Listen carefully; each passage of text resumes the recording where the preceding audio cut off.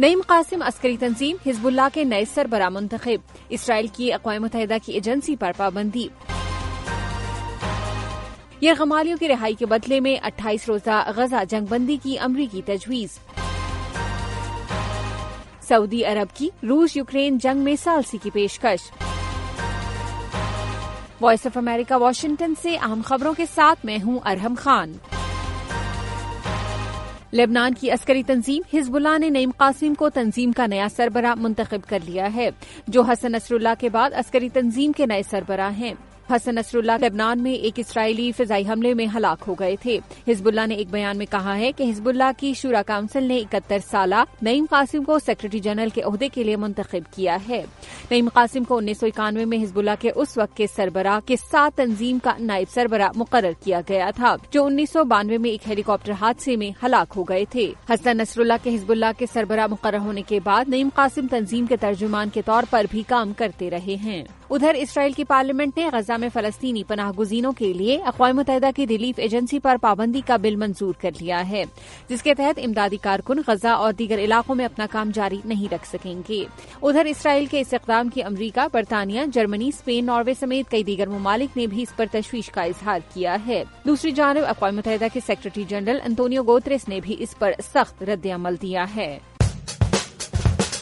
یہ voice of America Washington ہے۔ قطر کی ثالثی میں دوحہ میں ہونے والے غزہ جنگ بندی مذاکرات میں امریکہ نے فلسطینی عسکری تنظیم حماس کی حراست میں اسرائیلی یرغمالیوں کی رہائی کے بدلے 28 روز کی جنگ بندی کی تجویز پیش کی ہے۔ اس سے قبل مصری صدر عبد الفتاح السیسی نے بھی ایک تجویز پیش کی تھی، جس میں انہوں نے حماس کی حراست میں 4 اسرائیلی قیدیوں کی رہائی کے بدلے میں صرف 2 روز کی جنگ بندی کی تجویز دی تھی۔ دوسری جانب اسرائیلی وزیر اعظم بنجمن نیتن یاہو نے اس حوالے سے رد عمل میں کہا ہے کہ اسرائیل کو ایسی کوئی تجویز موصول نہیں ہوئی جس میں غزہ میں 48 گھنٹے کی جنگ بندی کے بدلے میں 4 قیدیوں کی رہائی شامل ہو۔ اسرائیلی وزیر اعظم کے دفتر کے بیان کے مطابق اگر ایسی کوئی تجویز پیش کی گئی تو وزیر اعظم نیتن یاہو اسے موقع پر ہی قبول کر لیں گے۔ ادھر اسرائیل نے لبنان میں 60 اور فلسطین میں 60 سے زائد شہریوں کو ہلاک کر دیا ہے۔ سعودی عرب نے روس یوکرین جنگ میں ثالثی کی پیشکش کی ہے۔ خبررساں ادارے رائٹرز نے روسی نیوز ایجنسی تاس کے حوالے سے بتایا ہے کہ ماسکو میں سعودی عرب کے سفیر نے کہا ہے کہ ریاض روس یوکرین جنگ کو روکنے کے لیے اپنا کردار ادا کرنے کے لیے تیار ہے۔ سعودی عرب کی پیشکش پہ یوکرین کی طرف سے کوئی رد عمل سامنے نہیں آیا ہے۔ اس سے قبل چین اور بھارت سمیت کئی دیگر ممالک روس یوکرین تنازع کو ختم کرنے کے لیے ثالثی کی پیشکش کر چکے ہیں۔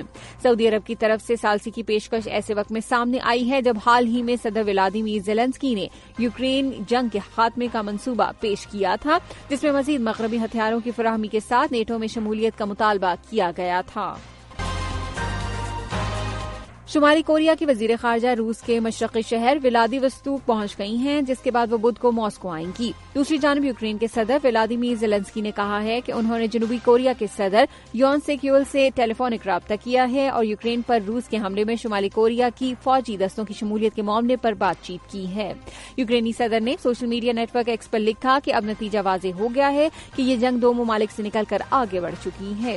زیلنسکی نے مزید کہا کہ دونوں ممالک نے انٹیلیجنس رابطے مضبوط بنانے پر بھی اتفاق کیا ہے، جبکہ جنوبی کوریا کے صدر نے کہا ہے کہ شمالی کوریا اور روس کے درمیان فوجی تعاون عالمی سیکیورٹی کے لیے خطرہ ہے۔ اس سے قبل امریکہ کا محکمہ دفاع یہ کہہ چکا ہے کہ شمالی کوریا نے روس میں تربیت کے لیے تقریباً 10,000 فوجی بھیجے ہیں، جو پچھلے اندازے سے 3 گنا زیادہ ہیں۔ یہ وائس آف امریکہ واشنگٹن ہے۔ امریکہ نے گزشتہ روز ہونے والے اقوام متحدہ کی سلامتی کونسل کے اجلاس میں ایران کو انتباہ کیا کہ اگر اس نے مشرق وسطی میں اسرائیل یا امریکی اہلکاروں کے خلاف مزید کارروائیاں کی تو اس کے نتائج سنگین ہوں گے۔ امریکی سفیر لنڈا تھامس گرین نے سلامتی کونسل کو بتایا کہ وہ اپنے دفاع میں کوئی قدم اٹھانے سے پیچھے نہیں ہٹیں گے، لیکن انہوں نے کہا کہ امریکہ خطے میں مزید کشیدگی نہیں چاہتا ہے اور اسرائیل اور ایران کے درمیان براہ راست کارروائیوں کا خاتمہ ہونا چاہیے۔